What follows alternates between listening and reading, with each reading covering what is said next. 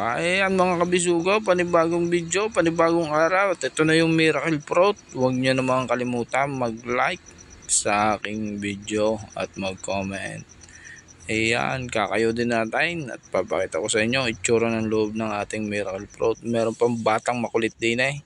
Gusto atang tikman, ay bawal naman na rin tikman pag ilaw. Ayan, inamoy pa. Ayan mga kabisugaw, isasalang na natin. Dini muna tayo magluluto sa kahoy at ito ay matagal-tagal na pabulakan.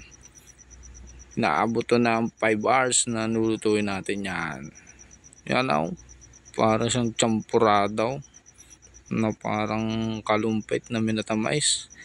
Ayan mga kabisugo, at pipigain lang ni Mrs. ng papagaranay na may konting pagmamahal sa pagpiga. Ayan, kinakatasan na mga kabisugaw.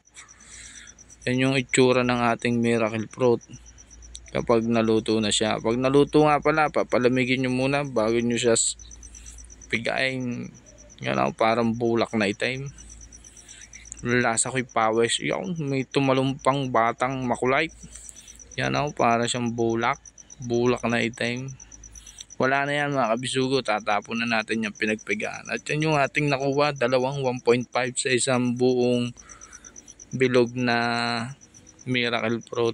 Napakadaming benepisyo niyan sa ating mga katawan.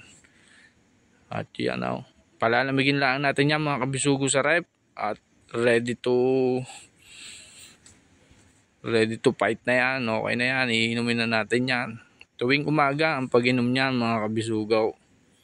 Sa mga hindi po nakakaalam, napakaunti po ng puno niyan dito sa atin sa Pilipinas. At yan, shoutout sa mga taga-Talaw at sa binila namin ng Miracle Fruit. Thank you for watching mga kabisugo.